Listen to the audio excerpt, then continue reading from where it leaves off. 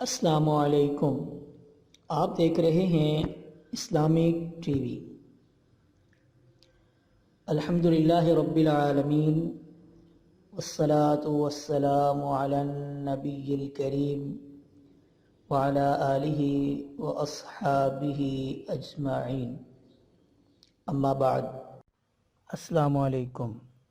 آپ دیکھ رہے ہیں اسلامک ٹی وی۔ ماہ رمضان، فضائل و مسائل، قسط نمبر 2۔ سحری میں برکت ہے۔ حضور اکرم صلی اللہ علیہ وسلم نے فرمایا کہ سحری کھاؤ کیونکہ سحری کھانے میں برکت ہے۔ یہ حدیث صحیحین ہے۔ حضرت عرباض ابن ساریہ رضی اللہ تعالیٰ عنہ کہتے ہیں کہ حضور اکرم صلی اللہ علیہ وسلم نے مجھے رمضان میں سحری کھانے کے لیے بلایا اور فرمایا کہ بابرکت کھانے کے لیے آؤ۔ اس حدیث کو ابو داود اور نسائی نے روایت کیا ہے۔ فائدہ میں لکھتے ہیں کہ سحری رات کے آخری حصے کو کہتے ہیں۔ سحور سین کے زبر کے ساتھ اسم ہے، یعنی طعام سحر کے معنی میں ہے۔ سحور سین کے پیش کے ساتھ مصدر ہے، یعنی سحر کے وقت کھانا۔ برکت سے مراد یہ ہے کہ سحری کھانا چونکہ سنت نبوی صلی اللہ علیہ وسلم پر عمل کرنا ہے، اس لیے اس کی وجہ سے نہ صرف یہ کہ بڑا اجر ملتا ہے بلکہ روزہ رکھنے کی قوت بھی آتی ہے۔ ایک روایت میں ہے کہ سحری کھاؤ چاہے وہ ایک گھونٹ پانی ہی کی شکل میں کیوں نہ ہو۔ البتہ یہ حکم واجب نہیں ہے بلکہ مستحب ہے۔ نمبر 2، سحری مسلمانوں کا امتیاز ہے۔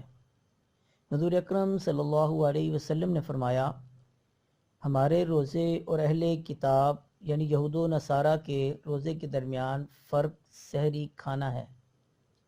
مسلم شریف۔ فائدہ، اہل کتاب کے ہاں رات میں سو کے اٹھنے کے بعد کھانا حرام تھا۔ اسی طرح مسلمانوں کے ہاں بھی ابتداً اسلام میں یہی حکم تھا، مگر بعد میں مباح ہو گیا، لہٰذا سحری کھانے سے اہل کتاب کی مخالفت لازم آتی ہے، جو اس عظیم نعمت کی شکر گزاری کا ایک ذریعہ ہے۔ نمبر 3، بہترین سحری۔ حضور اکرم صلی اللہ علیہ وسلم نے فرمایا کہ مومن کے لیے سحری کا بہترین کھانا کھجور ہے۔ ابو داود۔ حضرت شیخ الحدیث رحمۃ اللہ علیہ فضائل رمضان میں لکھتے ہیں کہ علامہ عینی نے 17 صحابہ اکرام رضی اللہ عنہم سے سحری کی فضیلت کی احادیث نقل کی ہیں اور اس کے مستحب ہونے پر اجماع نقل کیا ہے۔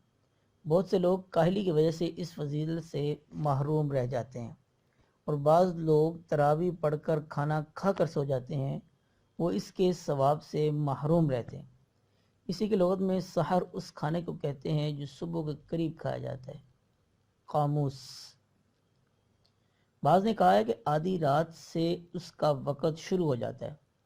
صاحب کشف نے اخیر کے چھٹے حصے کو بتلایا ہے، یعنی تمام رات کو 6 حصوں میں تقسیم کر کے اخیر کا حصہ، مثلا اگر غروب آفتاب سے طلوع صادق تک 12 گھنٹے ہوں تو اخیر کے 2 گھنٹے سحر کا وقت ہے، اور ان میں بھی تاخیر اولا ہے، شرط کہ اتنی تاخیر نہ ہو کہ روزے میں شک ہونے لگے۔ ایک جگہ ارشاد ہے کہ 3 چیزوں میں برکت ہے، جماعت میں، سرید میں اور سحری کھانے میں۔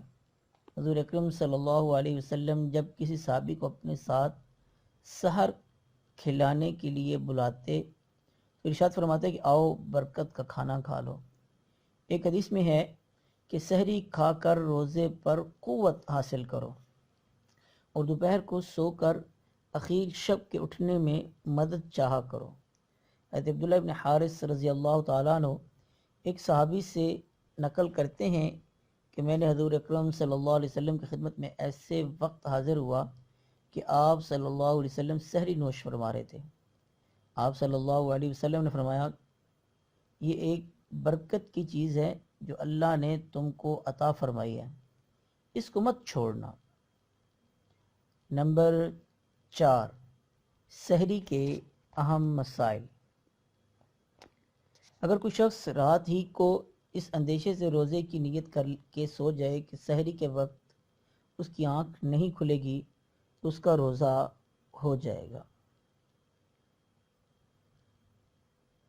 دوسرا مسئلہ، اگر صبح صادق ہو جانے کے بعد کھایا پیا تو روزہ نہ ہوگا، خواہ اذان ہو چکی ہو یا نہ ہوئی ہو، اور اذانیں عموماً صبح صادق کے بعد ہوتی ہیں، اسی اذان کے وقت کھانے پینے کا روزہ نہیں ہوگا۔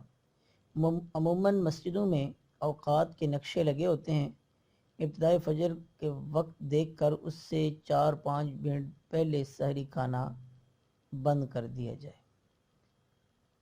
مسئلہ نمبر 3، سحری ختم ہونے کا وقت متعین ہے، سائرن اور اذان اس کے لیے ایک علامت ہے۔ ہر فرد گھڑی میں وقت دیکھ لے، اگر سائرن وقت پر بجا ہے تو وقت ختم ہو گیا، اب کچھ کھا پی نہیں سکتے۔ البتہ اگر کسی علاقے میں سائرن وقت کے ختم ہونے سے 5 منٹ پہلے بجا دیا جاتا ہے تو سب کو معلوم بھی ہو، اس وقت 1 منٹ میں اگر پانی پی لیا تو روزے میں فرق نہ پڑے گا۔ تاہم احتیاط کا تقاضا یہ ہے کہ سائرن بجنے سے پہلے پانی پی لیا جائے۔ مسئلہ نمبر 4، اصول یہ ہے کہ روزہ رکھنے اور افطار کرنے میں اس جگہ کا اعتبار ہے جہاں آدمی روزہ رکھتے اور افطار کرتے وقت موجود ہو۔ بس جو شخص عرب ممالک سے روزہ رکھ کر کراچی آئے تو اس کو کراچی کے وقت کے مطابق افطار کرنا ہوگا، اور جو شخص پاکستان سے روزہ رکھ کر مثلاً سعودی عرب گیا اس کو وہاں کے غروب کے بعد روزہ افطار کرنا ہوگا، اس کے لیے کراچی کے غروب کا اعتبار نہیں ہے۔ مسئلہ نمبر 5، اگر کسی علاقے میں اذان کی آواز نہ آتی ہو اور وہ ریڈیو کی اذان پر سحری بند کرتے ہوں اور افطاری کرتے ہوں تو درست ہے، شرط کہ ریڈیو پر صحیح وقت پر اطلاع اور اذان دی جائے۔ البتہ احتیاط کا تقاضا یہ ہے کہ نقشہ اوقات بھی دیکھ لیں اور گھڑی بھی درست وقت پر رکھ لی جائے۔ عام طور پر روزہ کی نیت ان الفاظ سے کرتے ہیں، وَبِصَوْمِ غَدٍ نَوَيْتُ مِنْ شَهْرِ رَمَضَانَ۔